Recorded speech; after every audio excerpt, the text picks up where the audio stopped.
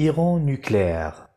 Le chef du Mossad sera demain à Washington pour alerter sur les dangers de l'accord avec Téhéran. Le Premier ministre israélien Yair Lapid a déclaré aujourd'hui que le chef du service de renseignement étranger, Mossad, se rendra à Washington demain lundi pour expliquer l'avertissement de Tel Aviv sur les dangers de conclure un accord pour relancer l'accord sur le nucléaire iranien au moment où les signataires de l'accord sont sur le point de surmonter les derniers points en suspens. Lapid a ajouté que la politique d'Israël concernant l'accord nucléaire est de maintenir la pression sans enfreindre les règles, notant que Tel Aviv mène une campagne intense qui cherche à empêcher la signature de ce qu'il a décrit comme un accord nucléaire dangereux entre l'Iran et les grandes puissances. Récemment, plusieurs hauts responsables israéliens ont établi des contacts et des visites aux États-Unis pour empêcher la conclusion d'un accord sous sa forme actuelle que Tel Aviv qualifie de mauvais. Lapid avait précédemment déclaré que cet accord donnera à l'Iran 100 milliards de dollars par an et que Téhéran dépensera ses fonds pour déstabiliser le Moyen-Orient et promouvoir le terrorisme dans le monde. En fait, Israël veut que la communauté internationale impose des sanctions à l'Iran et menace par l'option militaire si Téhéran poursuit ses efforts pour acquérir l'arme nucléaire.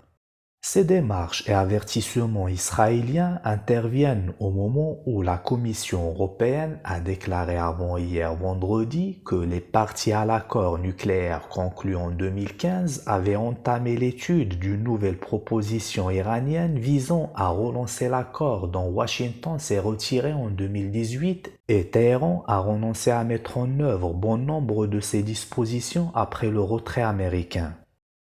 D'autre part, Mahmoud Abbaszadeh, membre de la Commission de la sécurité nationale de la politique étrangère du Parlement iranien, a déclaré que son pays aurait d'autres options si la partie occidentale ne voulait pas parvenir à un accord ou intergiverser lors des pourparlers pour relancer l'accord nucléaire.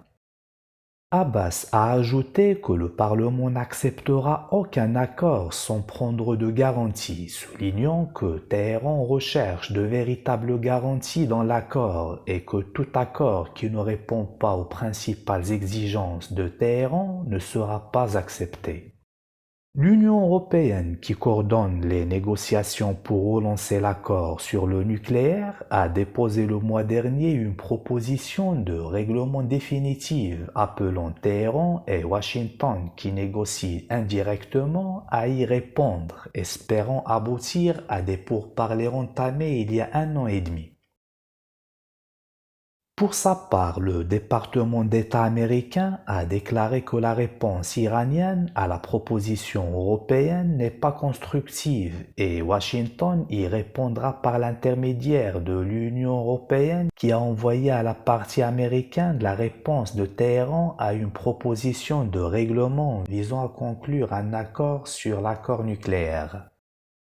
Vendredi, la Maison-Blanche a également rejeté le fait que l'Iran lie entre la reprise de la mise en œuvre de l'accord sur le nucléaire iranien et les enquêtes visant à déterminer si Téhéran a rempli ses obligations en vertu du traité de non-prolifération nucléaire. Le ministre iranien des Affaires étrangères, Hossein Amir Abdollahian, a déclaré il y a 2 jours que l'Agence internationale de l'énergie atomique devrait clore ses enquêtes à motivation politique sur les activités nucléaires de Téhéran.